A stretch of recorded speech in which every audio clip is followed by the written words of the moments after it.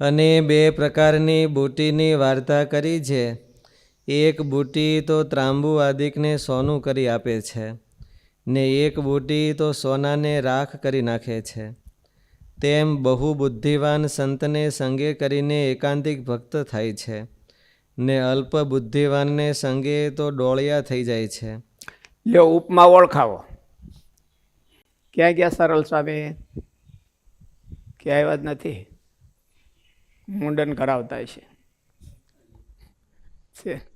હાલો ઉપમા ઓળખાવો. ફરીથી ભાઈ સાંભળાવો એને, અને ઉપમા ઓળખાવીને ઘટાવો.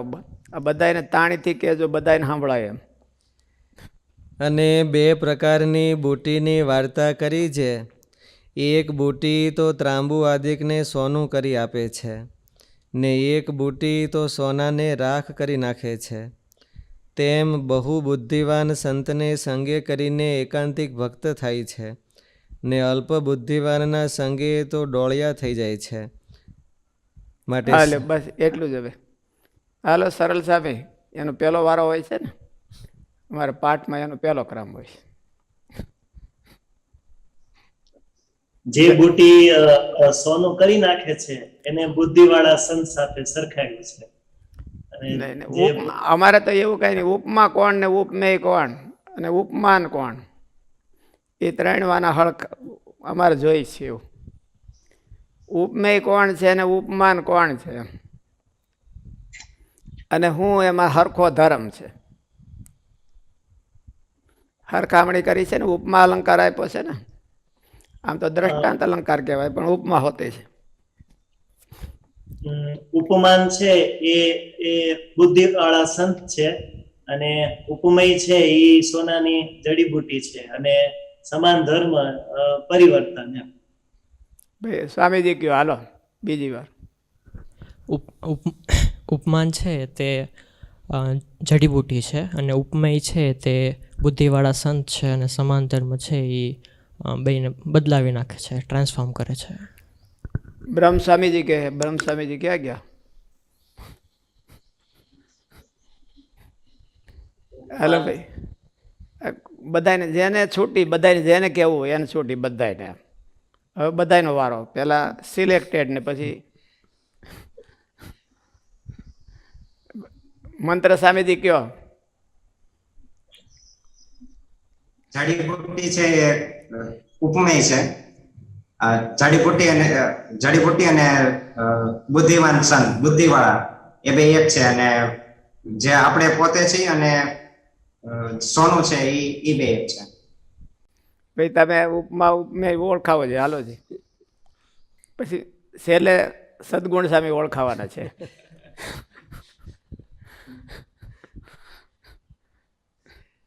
બુદ્ધિવાળા સંત છે એ ઉપમાન છે, અને જડીબુટ્ટી છે એ ઉપમેય છે.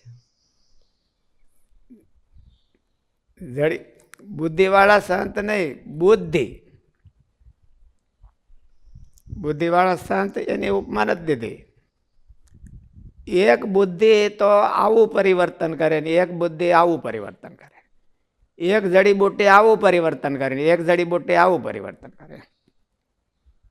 એક જડીબુટ્ટી છે એ ત્રાંબાનું હોવાનું કરે ને એક જડીબુટ્ટી એ હોનાનું ત્રાંબુ કરે. એવી રીતે એક બુદ્ધિ છે એ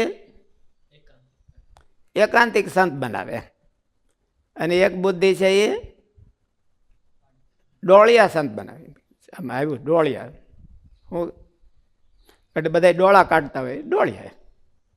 આંખો બંધ કરી દેતા હોય એનું તો અમે વળી પાછું કંઈ કીધું નથી, પણ એને આપણે ક્યાંક નામ ગોતવું પડશે. અને કાન બંધ કરી દેતા હોય એનું નામે ગોતવું પડશે. આપણે બે વાના કે ભાઈ ખાલી આંખો જ બંધ કરી દે એવું નહીં, કાન હોતે બંધ કરી દે કે હું કંઈ સાંભળતો નથી, ભૈયા જાય આઘા, પછી આમ ખોલા કરે. એટલે બુદ્ધિની હારે જડીબુટીને હરખાવી. આખી વાત વાંચો. હાલો પછી પાછું ફેર. અને બે પ્રકારની બુટ્ટીની વાર્તા કરી છે. એક બુટ્ટી તો ત્રાંબુ આદિકને સોનું કરી આપે છે, ને એક બુટ્ટી તો સોનાને રાખ કરી નાખે છે. તેમ બહુ બુદ્ધિવાન સંતને સંગે કરીને એકાંતિક ભક્ત થાય છે, ને અલ્પ બુદ્ધિવાનના સંગે તો ડોળિયા થઈ જાય છે. એને ડોળિયા થઈ જાય. એટલે શું કરે? ડોળા કાઢે રાખે. હુતા હુતા ડોળા કાઢે. ઘણા કાઢતા હોય છે. ઘણા હુતા હોય તો આંખું ખોલી હોય, એટલે એને ડોળા કાઢવાની ટેવ પડી ગઈ હોય. એટલે એક બુદ્ધિ છે એ ડોળિયા બનાવી દે, અને એક બુદ્ધિ છે એ એકાંતિક સંત બનાવી દે.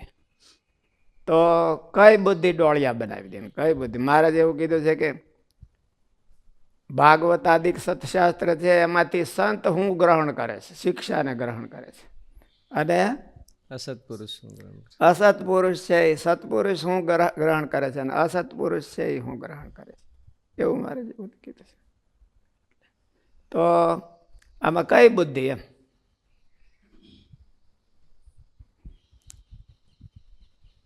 મહાભારતમાં બધા એવું નક્કી કર્યું કે ભીષ્મ પિતા જેવા આદર્શ પુરુષો જેના પક્ષમાં હોય એ પક્ષ તો સારો જ હોય ને, હે કે ન હોય? શું કહ્યું? સદગુણ સામે શું કહ્યું? હવે સદગુણ સામેનો વારો આવ્યો છે. હારો જોઈ એવું કહી ન શકાય. કા હારા માણસો જ્યાં જાય એ હારો ન હોય?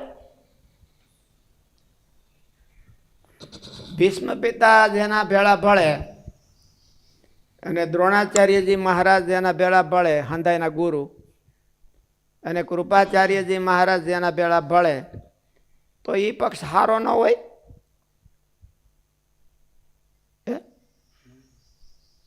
એ જડીબુટી છે, સમજે? હારો ન હોય? બધા હારા હોય તો હારા ગણાય. હે એ પક્ષમાં બધા હારા હોય તો હારો ગણાય. બધાએ 100% હારા ભાઈ ક્યાંથી ગોતવા જવા? એ તો કોઈ વ્યક્તિમાં મળે નહીં, પણ મેજોરિટી તો સારી હોવી જોઈએ.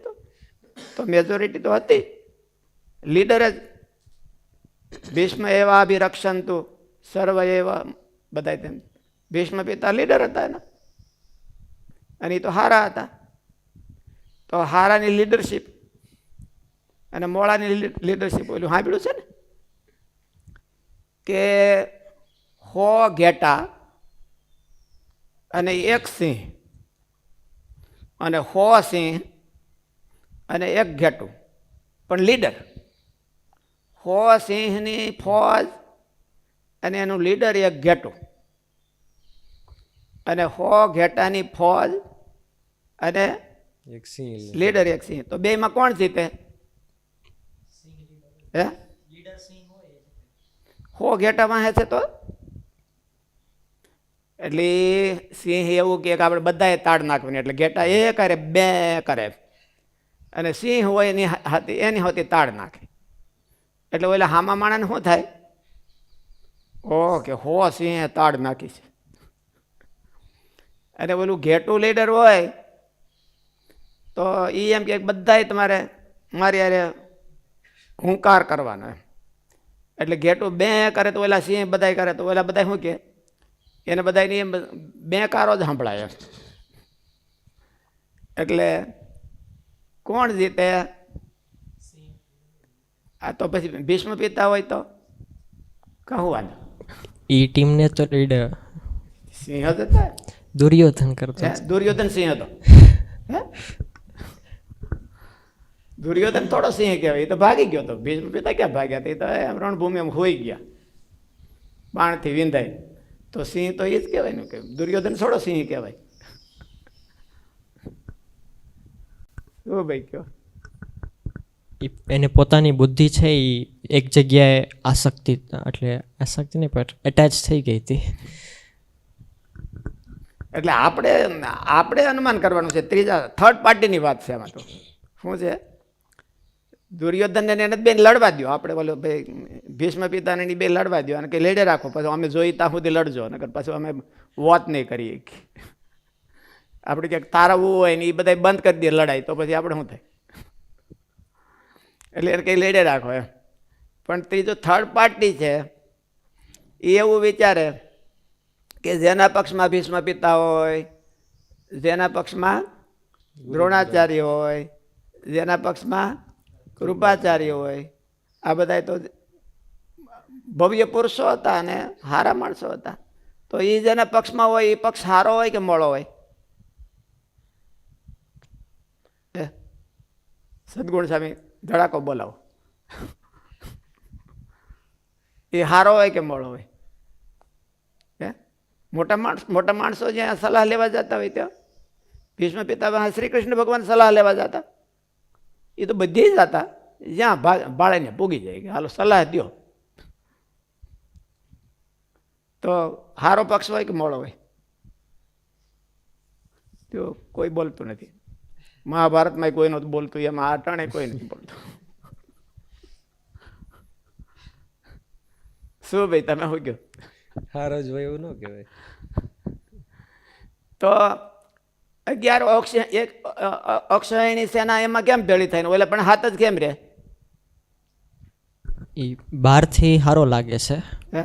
બહારથી જોવામાં જનરલી સારો લાગે, હા. પણ પોતાની બુદ્ધિથી વિચાર્યું હોય, હે?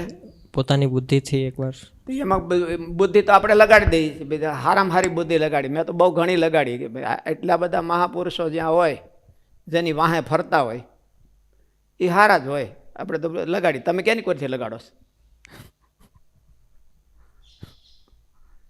તમે કેની કોરથી લગાડો? ત્યાગ સાહેબજી બુદ્ધિ લગાડતા જ નથી. ઓલે 12માની પરીક્ષામાંથી જ નવરી નથી થતી બુદ્ધિ, એટલે પછી એમાં તો એટલે લગાડવી ક્યાં કા?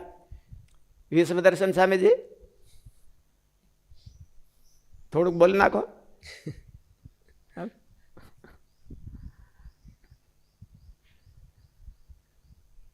અને જેની પાસે બહુ માણસો મોટા માણસો ન જતા હોય, જેની પાસે હારા હારા માણસો સલાહ લેતા હોય, હારા માણસો સત્સંગ કરવા જતા હોય, તો એ હારા ન હોય? હારા ન હોય? તો પછી એ હારા મોળા નક્કી કેમ કરવું? એ જો હારા ન હોય તો પછી તમે નક્કી કેમ કરો ભાઈ ભગતજી? હું આ બુટી, ઓલી બુટી ખાવાની છે ને, બુટી એમ. સદગુણ સાહેબ ઓલી તૂટી બુટી તો બનાવતા નથી. એ કે તૂટી બુટી બનાવે ને, હું કે ને તૂટી ફૂટી બુટી નહીં.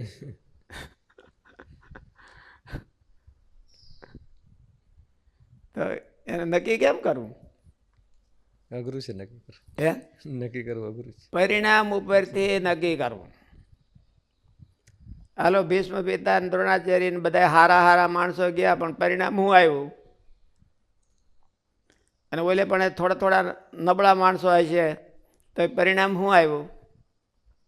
પરિણામ ઉપરથી હારો અને પરિણામ ઉપરથી મોળો. પરિણામ શું? જો આની સલાહ લઈને ભગવાનના ધામમાં પોગી જાય તો હારો. કોણ હારો? નક્કી કરે એ કે સલાહ દેવા વાળો? સલાહ દેવા વાળો હારો. અને એમ નક્કી કરે એ હોતે હારો. એવી બુદ્ધિને બુટી કીધી. શું? પરિણામનું ચિકિત્સા કરે તો એને બુટી કીધી. પરિણામ ખાડામાં લઈ જતું હોય ને હારા હારા માણસો હોય, એને એના ફળિયામાં રોલ રોય ગાડી પડી હોય, તો એ તો હારા જ હોય ને.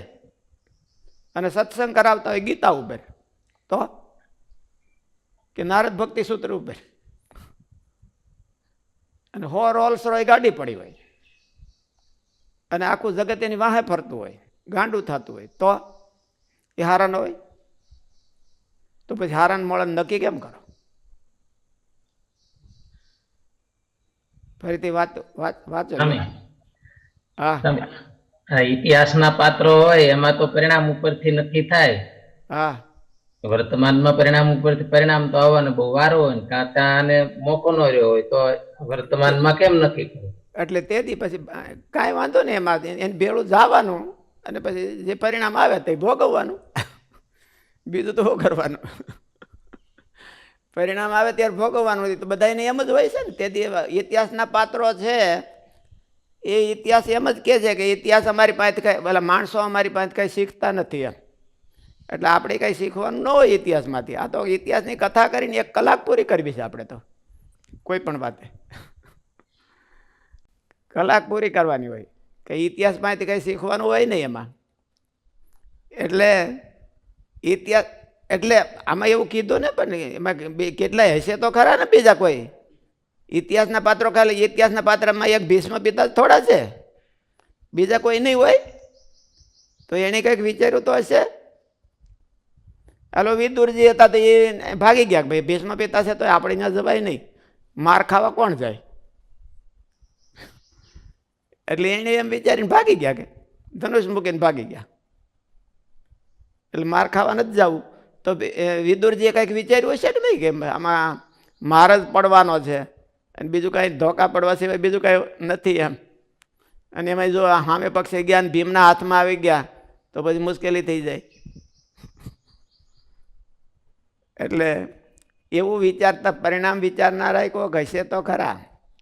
પરિણામ એક દીએ આવી જતું નથી. પરિણામ સ્ટાર્ટિંગ પોઈન્ટથી શરૂ થતું હોય છે. તમે ગાડી લઈને નીકળો ને દરવાજા બહાર નીકળો એટલે કે હવે એ પૂગે ક્યાં એ ત્યાં જોવાનું. પૂગે એમ ન હોય, કયો રસ્તો પકડ્યો છે એ હોતે હોય. એટલે રસ્તો છે ને એ પકડ્યો છે ને એની ઉપરથી ખબર પડી જાય કે આ રસ્તે પોગવાના છે, આ ડેસ્ટિનેશનને પોગવાના છે. એટલે પરિણામ ઉપરથી ખબર પડે. અને એવું પરિણામ લાવે સારું પરિણામ તો એ જડીબુટ્ટી તાંબામાંથી હોનું કરી દેવું કહેવાય. તાંબામાંથી હોનાને ઠીક છે, અહીંથી પામર હોય ને એને ભગવાન પાસે પોગાડી દે એવું થિંકિંગ છે એ સારી જડીબુટ્ટી કહેવાય. અને મુક્ત હોય એને પામર બનાવી નાખે. કાલે વાત કરી હતી ને કે આપણે ફોન હું આગળ ખમો હું પૂછી લઉં સલાહકારને, હું સલાહકારને પૂછી લઉં તો એ સલાહકાર જે સલાહ આપે એ પ્રમાણે કરીશ. અંતરાત્મા કહેશે એમ કરીશ. શાસ્ત્રીજી મહારાજ વાત કરતા, અંતરાત્મા કહેશે એમ કરીશ. બહુ મોટા મહાપુરુષ હતા. એટલે એમ કે સ્વામીને આમંત્રણ દેવા ગયા હતા જૂનાગઢ ગુરુકુળના ઉદ્ઘાટનમાં આમંત્રણ દેવા ગયા હતા સ્વામીને. બધા બીજા 2 મોટા માણસો હશે કે પધારો, ઉદ્ઘાટન છે. બધા અંતરાત્મા કહેશે એમ કરીશ કે એવી રીતે કહેતા. વાંચો. અને 2 પ્રકારની બુટીની વાર્તા કરી છે. એક બુટી તો ત્રાંબુવાદિકને સોનું કરી આપે છે ને એક બુટી તો સોનાને રાખ કરી નાખે છે. તેમ બહુ બુદ્ધિવાન સંતને સંગે કરીને એકાંતિક ભક્ત થાય છે ને અલ્પ બુદ્ધિવાનના સંગે તો ડોળિયા થઈ જાય છે. માટે સારા નરસા થવાનું કારણ તો સંગ કુસંગ જ છે. એટલે બુદ્ધિ છે એ જડીબુટ્ટી છે.